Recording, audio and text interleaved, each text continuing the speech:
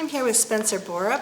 Spencer's a young man who participated in some of the Vision Coalition programs, and he now works with us as a provider of some of services. Thanks for being here. Of course. Tell us about some of the recent services you've been providing to youth in El Dorado Hills and the community.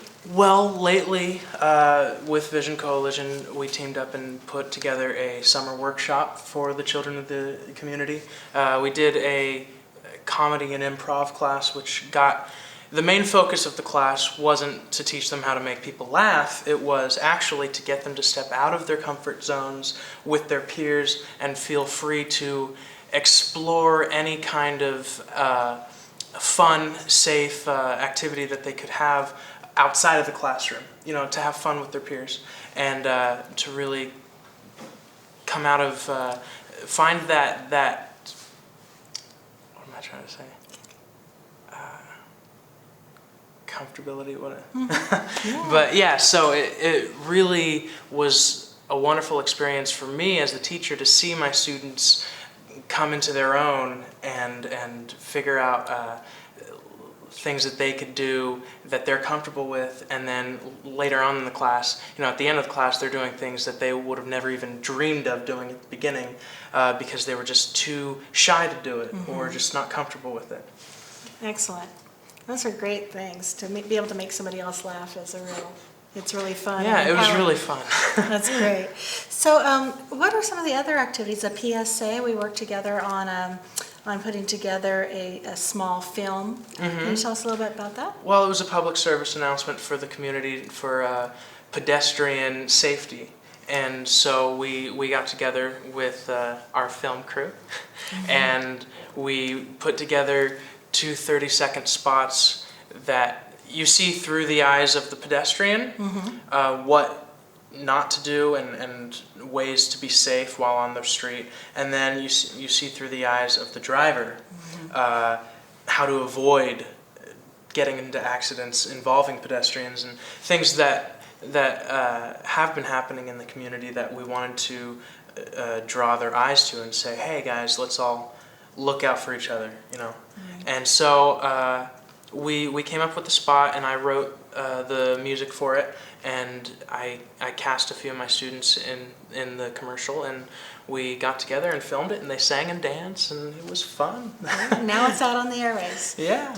All right, great. What else? In the past, you were involved in the El Dorado Musical Theater, which is also a partner of ours, and they do great youth development practices and older youth mentoring younger youth. And you were always one of those older youth, as I remember. Yeah. Well, I was younger too, because when I was 10, I was in their very first production. Wow. And then as I grew up and grew out of the shows, I became a mentor there as well, and I taught acting and music classes there, and it was a second home for me. You know, they were my family, and it was great because seeing a community community theater that you guys are involved with, it is the best way that I could ever find to find friends that accepted me and friends that were just like me. They were okay with being a little weird, you know, and they didn't have to fall into cliques like in high schools you find. But everybody just accepted each other and had fun, and it was a very safe environment for me to be in, and it was fantastic. Yeah, that's great. Can you tell me a little bit about your involvement with the Vision Coalition and ways that you've been able to contribute to the coalition and vice versa? Yeah, the Vision Coalition, it offers these opportunities for the youth to explore their creative side with their peers and have fun while they're doing it, you know. And so probably the biggest thing in my mind that jumps out is the independent film that we did, Charlie's Closet, which was in a very big way funded by Vision Coalition and supported by Vision Coalition. And I got very involved with DJ through that, and we got to see, you know, the youth that you brought in to help with the film were just having such a wonderful time.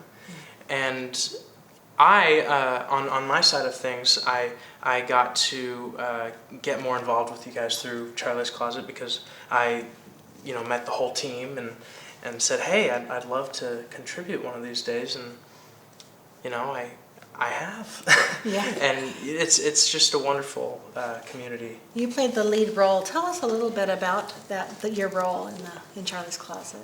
Well, he was Charlie from Charlie's Closet.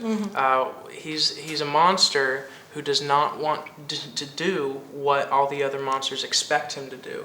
They expect him to fit inside this little box, and he says, well, the things in that box I don't enjoy. I don't want to scare little children. I want to dance or write. I want to have fun. I want to be nice to those little children. And he actually ends up becoming best friends with the little girl that he's expected to scare. That's kind of like, the irony of the film. And that's where the heart is found, because we learn you shouldn't define yourself by what others expect you to do, Right. You should define yourself by what makes you happy. And that's Charlie's journey through the film. Excellent.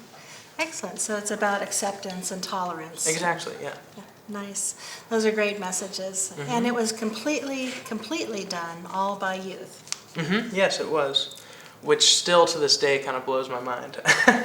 It's an incredible achievement for Spencer Reed, the director, was 17 when we filmed it, and when he wrote it, and he was doing everything, and Directing, producing. exactly, and the entire most of the actors were youth, and the Doug Orfino, he wrote the music, he was youth, so it was very much a youth project that people don't really realize is a youth project, Right. because it was very professionally done. It is, and it's winning awards and doing Yeah. great. Well, thank you so much for your time and for being here and for your contributions to our coalition. Absolutely. Appreciate Thank it. you for having me. Thank you.